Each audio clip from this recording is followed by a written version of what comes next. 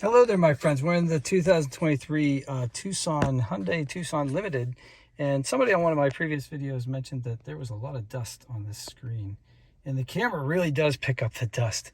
Well, there's Canadian wildfires. There's all kinds of stuff going on. So there is a lot of particulate matter in the air. It is summertime. So what I do is I keep a soft cloth in my car, and I just, every once in a while, before I start the car, just give it a once over like this. All the screens and even the dashboard a little bit, and that keeps like all the little fiddly bits off of the screen. It makes the screens look better too. So isn't that better?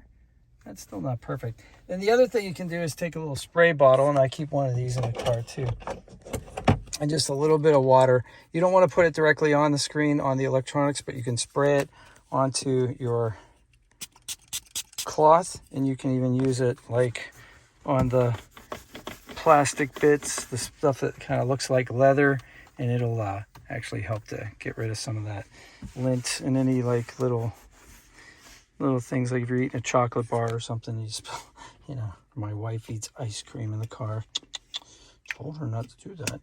But anyway, so that's just a little tip that I have. It's not really necessarily a Hyundai Tucson tip, but it's definitely a tip when I get a new car. I like to keep it looking nice, and I have had compliments on when I've traded in my cars 5 years later, 10 years later, and so I like keeping it nice.